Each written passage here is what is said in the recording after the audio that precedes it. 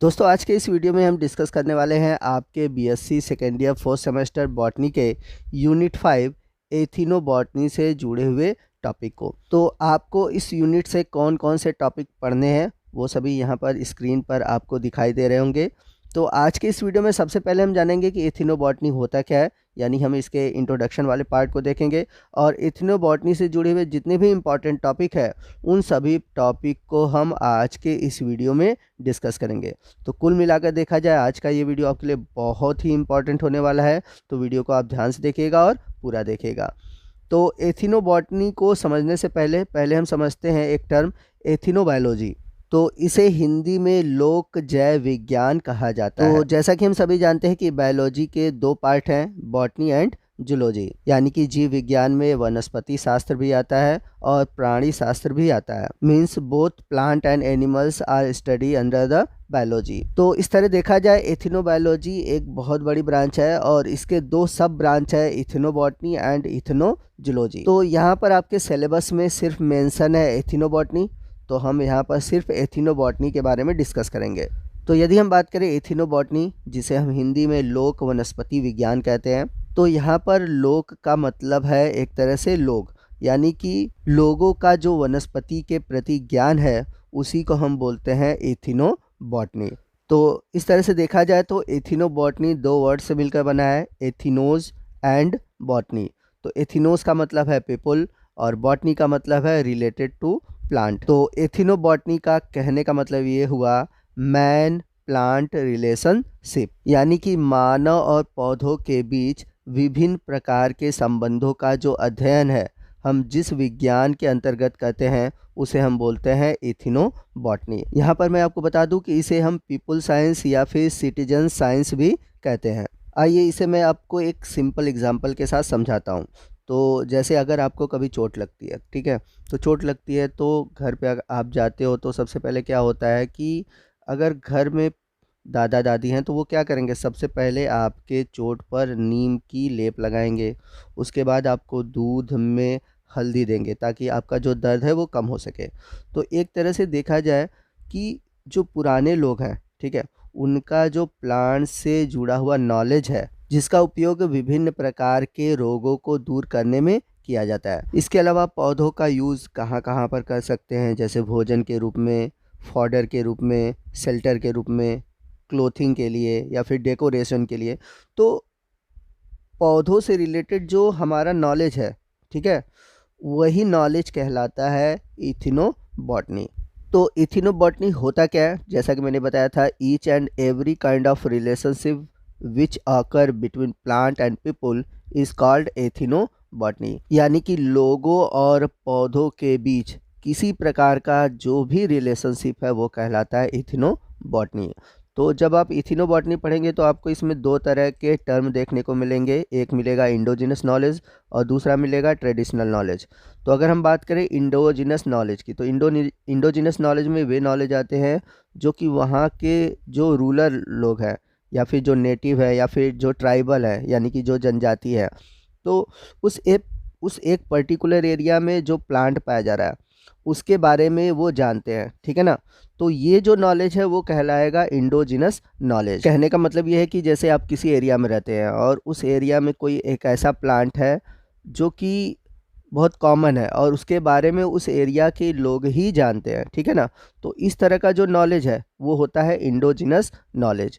तो indigenous knowledge रखने वाले कौन होते हैं, जो नेटिव है या ट्राइबल है, यानी कोई जनजाति है या फिर जो ग्रामीण लोग हैं, ये सभी आते हैं। इसके बाद है ट्रेडिशनल नॉलेज। तो ट्रेडिशनल नॉलेज क्या है, जिसे हम पारंपरिक ज्ञान भी कहते हैं, यानी कि ये एक ऐसा नॉलेज है जो कि हमारी परंपराओं से यानी कि सदियों से चला आ रहा है। जैसे कि आपको चोट लगा हुआ है, ठीक है, तो चोट के दर्द को दूर करने के लिए आप क्या करेंगे, हल्दी वाला दूध पियेंगे। तो ये जो नॉलेज है यह पीढ़ियों से चलता आ रहा है, यानी कि आपके दादा परदादा से चलता आ रहा है। It means this knowledge is being transfer from your grandparents and then it will be transfer to you your children. तो ये जो ट्रेडिशनल नॉलेज है यह मौखिक रूप से आपके जनरेशन टू जनरेशन पहुंचता जा रहा है। तो इस तरह से देखेंगे जो ट्रेडिशनल नॉलेज है वो कई प्रकार के एपेक्स या फिर कई प्रकार के स्क्रिप्ट में लिखा हुआ है, और इसी नॉलेज का यूज़ हम वर्तमान में उसी रूप में पौधों का करते आ रहे हैं। जैसे अगर हम एग्जांपल में लें, तुलसी है, ठीक है, तो तुलसी के काढ़े को यूज़ करते हैं, उसकी पूजा भी करते हैं। तो ये जो नॉलेज कैसे आ रहा है, ये हमारा ट्रेडिशनल नॉलेज है। तो इस तरह से देखा जाए तो इंडोजीनस नॉलेज और ट्रेडिशनल नॉलेज, इन दोनों को मिलाकर हम एथिनोबॉटनी का अध्ययन करते हैं। या फिर हम इस तरह भी कह सकते हैं कि इंडोजीनस नॉलेज और ट्रेडिशनल नॉलेज का एसोसिएशन है इथनोबॉटनी। तो इस तरह से देखा जाए कि जो मैन एंड प्लांट रिलेशनशिप है, इसे हम दो तरह से डिवाइड कर सकते हैं। एक तो है नीड के आधार पर और दूसरा है कल्चर के आधार पर। यानी कि जो पहला है वो है नीड बेस्ड रिलेशनशिप, यानी कि आवश्यकता आधारित संबंध, और दूसरा है कल्चर बेस्ड रिलेशनशिप, यानी कि संस्कृति आधारित संबंध। तो हम बात करते हैं नीड बेस्ड रिलेशनशिप की। तो आवश्यकता आधारित संबंध क्या है? तो जैसा कि हमें पौधों की ज़रूरत क्यों है? भोजन के लिए, फॉडर के लिए, यानी कि जो हमारे एनिमल हैं उनके भोजन के लिए। इसके बाद है शेल्टर, यानी कि घर बनाने के लिए, छांव के लिए, दवाओं के लिए, क्लोथ के लिए। तो कपड़े बनाने हैं तो कपड़े बनाने के लिए रेशे चाहिए, तो ये रेशे कहाँ से मिलेंगे? हमें प्लांट से ही मिलेंगे।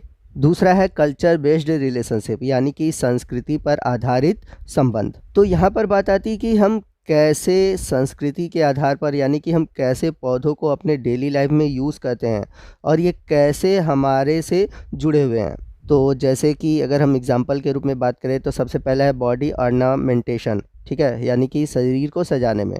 तो जैसे कि आप हल्दी का यूज़ क्यों करते हैं? गोरा होने के लिए। और हम सभी जानते हैं कि हमारी संस्कृति में जो शादी से पहले मेहंदी का रस्म है, तो वो किससे जुड़ा हुआ है? पौधों से ही जुड़ा हुआ है। इसके अलावा सॉन्ग्स हैं, तो सॉन्ग्स में भी हम क्या करते हैं? प्लांट का यूज़ करते हैं, जैसे कि बांसुरी है या तबले हैं, या ये सभी चीज़ें हैं, ये जनरली किससे बनते हैं? पौधों से ही बनते हैं। इसके अलावा जो पेंटिंग है, तो पेंटिंग में आप जनरली किसका यूज़ करते हैं? पौधों का यूज़ करते हैं। अगर पेंटिंग दिया जाता है बनाने के लिए, आप जनरली कमल बनाते हैं, रोज़ बनाते हैं। तो ये सभी रिलेशनशिप किससे दर्शाता है? प्लांट से ही दर्शाता है। तो एक तरह से देखा जाए, जो प्लांट है वो हमारे कल्चर में जुड़े हुए हैं, ठीक है। चाहे आप पूजा करते हैं तो तुलसी का पूजा करेंगे, केले का पूजा करेंगे, ठीक है। डेकोरेशन करना है तो आप बगीचे यूज़ करेंगे, यानी कि बगीचों में कई तरह के पेड़ लगाएंगे। तो ये सभी जो मानव का रिलेशनशिप है वो किस आधार पर है? कल्चर बेस्ड है। अब यहाँ पर एक क्वेश्चन उठता है कि एथिनोबॉटनी और इकोनॉमिक बॉटनी, इन दोनों में क्या डिफरेंस है? क्योंकि जनरली आप देखेंगे तो ये दोनों टर्म एक ही जैसे लगते हैं। यहाँ पर दोनों में हम प्लांट से जुड़े हुए टर्म को जानते हैं, यानी कि प्लांट से जुड़े हुए जो हमें फ़ायदे हैं उनके बारे में जानते हैं। तो यहाँ पर इन दोनों के बीच क्या डिफरेंस हुआ, हमको यही समझना है। तो इकोनॉमिक बॉटनी का मतलब क्या है? कि ऐसे प्लांट जो हमें हमारे लिए इकोनॉमिकली क्या है? इम्पॉर्टेंट है। जैसे अगर हम बात करें यहाँ पर गन्ने की, तो गन्ने से शुगर बनता है और शुगर से रिलेटेड हमारी जो इकोनॉमिक है वो संबंधित है। इसके अलावा टी है, कॉफ़ी है, तो ये सभी चीज़ें क्या है? ये सभी चीज़ें हमारे इकोनॉमी से रिलेटेड है। तो जो पौधे हमारे इकोनॉमी से जुड़े हुए हैं उन्हें हम रखते हैं इकोनॉमिक बॉटनी में। लेकिन अगर हम बात करें इथिनोबॉटनी की, तो इथिनोबॉटनी में हम मानव और पौधों के बीच जो संबंध है उसकी चर्चा कर रहे हैं। जैसे अगर आप मंदिर में जा रहे हो तो मंदिर में आप बेलपत्र चढ़ाते हो, तो यहाँ पर जो बेलपत्र है ये आपके इमोशन से जुड़ा हुआ है, यानी कि आपके जो नॉलेज है, ट्रेडिशनल नॉलेज है, उनसे जुड़ा हुआ है। तो एक तरह से जो एथिनोबॉटनी है ये मैन और प्लांट के रिलेशनशिप को दर्शाता है, भले ये हमारे लिए इकोनॉमिकली इम्पॉर्टेंट हो या फिर ना हो। जैसे बेलपत्र हमारे लिए ज़रूरी है या नहीं है वो डिपेंड नहीं करता, ये हमारे इकोनॉमी के लिए डिपेंड नहीं करता, लेकिन ये इथिनोबॉटनी से जुड़ा हुआ है। तो इथिनोबॉटनी में मनुष्य के द्वारा जितने भी पौधों का यूज़ किया जाता है उनके बारे में स्टडी करते हैं, लेकिन इकोनॉमिक बॉटनी में हम उन्हीं पौधों को पढ़ते हैं जो कि हमारे लिए कॉमर्शियली बेनिफिशियल होती हैं। तो एथिनोबॉटनी के डिफिनीशन को आप कैसे लिखेंगे, मैं यहाँ पर आपको प्रोवाइड करा दे रहा हूँ।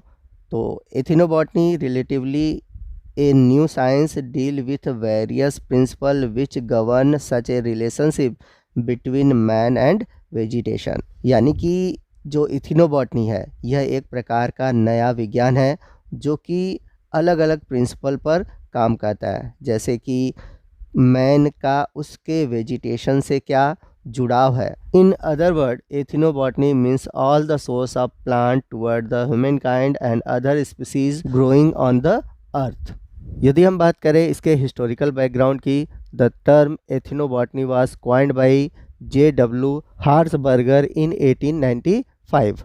तो एथिनोबॉटनी जो शब्द था वो सबसे पहले J.W. हार्सबर्ग द्वारा 1895 में यूज़ किया गया था। तो अगर हम एनिशिएंट इंडिया में देखें, ठीक है, तो जो पुराने रोग हैं उनका इलाज प्राय आपको ऋग्वेद, अथर्ववेद और उपनिषद में देखने को मिलता है। तो इस तरह से देखा जाए तो जो एथिनोबॉटनी है यह एक तरह से इमर्ज हुआ है इंडिया में, यानी कि इसकी जो उत्पत्ति हुई है वह भारत में ही हुई है। तो दोस्तों आज के इस वीडियो में बस इतना ही। यदि आप चाहते हैं कि इथिनोबॉटनी के हिस्टोरिकल बैकग्राउंड से जुड़ा हुआ मैं एक और वीडियो बनाऊं तो प्लीज़ आप कमेंट करके बताइएगा, मैं इस टॉपिक पर एक अलग से वीडियो बना दूंगा। तो आपको आज का ये वीडियो कैसा लगा कमेंट करके ज़रूर बताइएगा। वीडियो अच्छा लगा हो तो वीडियो को लाइक और शेयर करना मत भूलिएगा, और कोई भी डाउट है आप हमसे कमेंट करके पूछ सकते हैं। तो मिलते हैं अगले वीडियो में अगले टॉपिक के साथ, तब तक के लिए जय हिंद, जय भारत।